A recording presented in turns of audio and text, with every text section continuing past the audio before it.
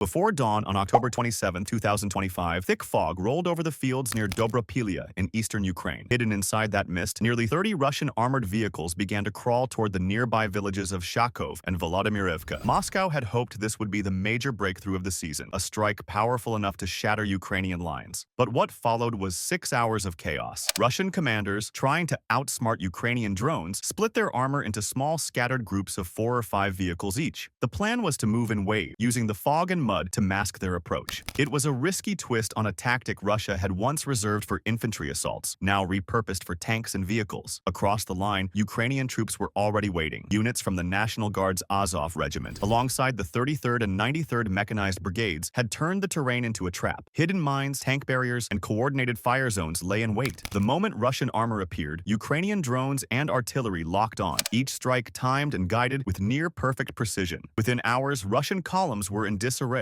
Vehicle after vehicle was picked off by drone-guided strikes or immobilized in the mud. Drone footage later posted by Ukrainian forces showed the wreckage, scorched tracks, abandoned vehicles, and flashes of explosions where armored groups had once moved. By the end of the assault, all 29 Russian vehicles were either destroyed, crippled, or retreating, while scattered infantry tried and failed to find cover in the forests nearby. Even more telling, most of the wrecked machines weren't tanks at all, but lighter infantry vehicles, a clear sign that Russia's once formidable tank fleet is running thin. 2 weeks before the doomed October 27th assault, Russian armor had already bled out on the same soil. On October 13th, they'd tried nearly the same push, only to lose 9 infantry fighting vehicles, 4 MTLBs, 3 tanks, and even a few motorcycles. Coming back to that same battlefield, barely a fortnight later, showed not boldness, but desperation. Despite those heavy losses, Moscow's commanders repeated the same mistake, with only a few tweaks, a sign of how rigid and unimaginative Russian planning has become as their war machine grinds down. This time, they aimed to compensate with more tanks, a nod to the old-school armored tactics of early 2022. The vehicles were wrapped in crude metal cages, what soldiers call anti-drone mesh, hastily welded together in an attempt to stop Ukrainian FPV drones from striking from above. But Ukraine's drone operators, now veterans of more than 3 years of innovation, weren't fooled. The nets might deflect a lucky hit or two, but against hunter-killer drones directed with pinpoint precision, the armor became little more than a visual symbol of Russia's growing anxiety in the skies. The new Russian plan was simple on paper: send smaller armored groups down multiple routes, force Ukraine to divide its fire, and use the confusion to break through somewhere along the line. In theory, it was clever. Avoid becoming one big, easy target and instead stretch the defenders thin. But theory didn't survive contact with Ukrainian intelligence. The 33rd Separate Mechanized Brigade, watching from the ridgelines near Volodymyrivka, spotted at least 6 vehicles almost immediate, more than a fifth of the invading force. Between optical scopes, forward observers, and ever-present drones, Ukraine tracked the Russian advance nearly from the moment their engines roared to life. When those vehicles tried to unload infantry into nearby forest belts, the trap snapped shut. Artillery fire rained down, while drones swooped in to finish what the shells started. Every small group that advanced did so alone, unaware that neighboring units were being annihilated just minutes away. What was supposed to be a coordinated, multi-pronged attack instead became a series of isolated skirmishes, each one ending the same way: Russian armor burning on the roadside and infantry scattering for cover under drone surveillance. By late morning, it was clear that Russia's fresh tactic was only a recycled failure dressed in new camouflage. The smaller unit approach did reduce exposure to large artillery barrages, but it stripped each group of the strength needed to punch through fortified defenses. Ukraine simply picked off targets one at a time. For Moscow, the math was devastating. Nearly 30 vehicles deployed, none left operational, and nothing gained. And here's the part that says the most about the state of the war: 29 vehicles now count as a major offensive. In 2022, that number would have barely made up a single battalion column. By 2025, it's the best Russia can muster, a harsh reminder of how far its capabilities have fallen. Just a year ago, Russian offensives looked very different. During the summer of 2024 near Pokrovsk, assaults often involved close to 100 vehicles backed by heavy artillery and airstrikes. Reports at the time estimated Russia was losing more than 100 vehicles a week. Fast forward to fall 2025, and an attack fielding just 29 armored vehicles is being called a major operation, proof of how far Russia's military power has declined. The October 27th assault also exposed another glaring weakness: the absence of air support. Despite Moscow's claims of air dominance, Russian aircraft were barely seen. Ukraine's strong air defenses and Russia's own losses over 3.5 years have kept most of its planes grounded. Even the glide bombs that once terrorized front lines were missing, likely due to shortages, system failures, or fear of losing more aircraft. On the ground, Ukraine's defenses worked like clockwork. Russian vehicles were funneled into narrow, mined corridors, perfect kill zones for anti-tank anti-tank missiles, artillery, and FPV drones. When infantry tried to dismount, Ukrainian drone operators were already waiting, picking off soldiers as they scrambled for cover. Within hours, the assault had collapsed completely. Not a single Russian unit managed to secure a foothold in Shakov or Volodymyrivka. Still, Russia keeps pushing this same sector. Pokrovsk remains their obsession, a key Ukrainian stronghold where several major supply routes converge. The city's rail and road networks feed nearly every defensive line in eastern Donetsk. Lose Pokrovsk, and Ukraine's front could splinter, hold it, and Russia's offensives will keep bleeding out on the same muddy fields. What makes Pokrovsk so critical that Russia keeps throwing everything it has at it despite losing so much? The answer lies in both strategy and survival, military, political, and economic. Wait a sec, if you are new to this channel and you like what you see and hear, please subscribe, like, and join the conversation below. If you're not convinced yet, subscribe and tell us how we can earn that click. We're all about getting better together. Let's move on. If Ukraine were to lose Pokrovsk, its forces might have no choice but to retreat while still fighting, abandoning fortified positions that took months to build. Such a setback wouldn't come from defeat in battle, but from the simple inability to move supplies through a cut-off logistics network. Ukraine would be forced to form a new defensive line far to the west, sacrificing hundreds of square miles of territory just to stay operational. But Pokrovsk's importance runs deeper than supply routes. When Russia's larger goal of taking all of Ukraine collapsed, the Kremlin shifted focus to the Donbas as a realistic victory. The region's large population of Russian-speaking Ukrainians made it a convenient target for propaganda, framed as a mission to liberate them from Kiev's control. Now, full control of Donetsk and Luhansk has become Russia's political lifeline. Each incomplete map showing that large parts of Donetsk remain under Ukrainian control is a daily reminder to Putin that his so-called special military operation has failed to meet even its core objectives. For Putin, that's more than a military problem. It's a political emergency. His authority and the regime's credibility rest on being able to claim victory. Securing all of Donetsk would let Moscow declare its mission accomplished, that it had denazified and liberated the Donbas, no matter the cost in lives or equipment. The economic stakes are just as high. Donetsk, despite years of bombardment, still holds valuable industry, farmland, and mineral deposits. Coal, steel, and chemical plants once fueled Ukraine's economy, and Russia wants that advantage, or at least to deny it to Kyiv. Taking the region would give Moscow both access to those remaining resources and leverage to further cripple Ukraine's long-term economic independence. And beyond all that lies the geopolitical clock. Russia knows time is running against it. Each month brings new sanctions, mounting casualties, and stronger Ukrainian defenses bolstered by Western aid. Capturing Pokrovsk and the rest of Donetsk before its offensive power fully collapses may be the Kremlin's last chance to negotiate from a position of strength. If Russia can lock in control of Donetsk and freeze the conflict along current lines, as some Western figures, including Donald Trump, have suggested, it could declare victory without retreating, cement territorial gains, and try to contain the growing cracks forming within its own system. So why does Russia keep hurling wave after wave of troops and armor into the Pokrovsk-Dobropilya corridor, even after so many crushing losses? From Moscow's point of view, stopping isn't an option. Calling off the offensive would mean admitting that Russia can't even secure its scaled-down goal of taking Donetsk. Commanders likely know each assault is doomed before it begins, that their units will be shredded, their equipment lost, but political pressure leaves them no choice. Putin demands progress, and in today's Russia, failure on the battlefield can end not just a career, but a life. Ukrainian troops defending Pokrovsk understand what's at stake too. The city sits on open farmland, perfect for artillery and drone warfare, but terrible for attackers who have nowhere to hide. In the wet months of autumn, the mud turns every vehicle movement into a crawl, slowing Russian armor and infantry to a near standstill. The nearby military outpost in Dobropilya provides extra protection, allowing the two settlements to shield each other through overlapping fire zones. Road and rail links keep supplies flowing, while the surrounding terrain naturally funnels Russian forces into predictable, deadly choke points. Even though Russian troops have closed in from three sides, they're still several miles short of the city. Ukraine's control of the northwest side has kept them pinned down, forcing Russia to fight for inches. So long as Pokrovsk holds, Ukraine can bleed the invading forces dry. But if the city falls, the same geography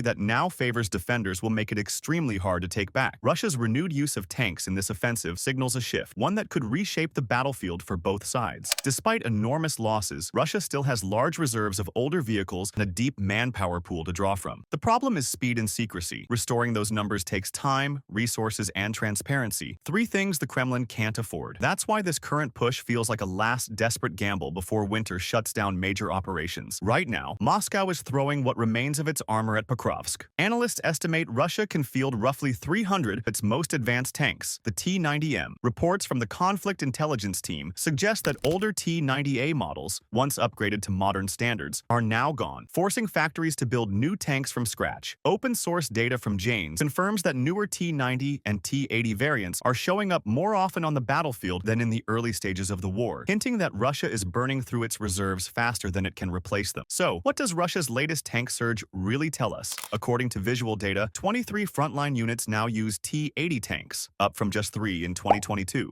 The number of T-90 equipped units has jumped from 2 to 20. On paper, that looks like progress, but in reality, Russia still hesitates to fully commit these tanks to battle. Most of the vehicles rolling into combat aren't main battle tanks at all. They're lighter infantry support vehicles, far less powerful and far easier targets for Ukrainian drones and artillery. Ukraine, meanwhile, makes do with what it has. Many of its tanks are older T-72s or even museum-grade relics, often deployed as moving shields to absorb artillery and buy infantry time to strike back. It's a grim reflection of both sides struggling to sustain modern armor production. Even with Russia's projected output of over 1,000 tanks per year by 2029, its losses are outpacing manufacturing. Thousands of vehicles still sit in storage or await repair, but each deployment now forces Moscow to choose between short-term victories and long-term survival. That choice has become increasingly desperate. Commanders know the infantry-first tactics of the past year have failed to deliver results or propaganda victories. Tanks, even outdated ones, offer the illusion of renewed momentum. If Moscow shifts more mechanized power toward key fronts like Bakhmut, it could threaten to overwhelm Ukrainian lines. Yet the harsh truth remains. No matter the model, T-80, T-90, or older Soviet relic, armor stands little chance against minefields, drones, and Ukraine's layered defenses that funnel every advance into lethal bottlenecks. This surge in armor might be less about strategy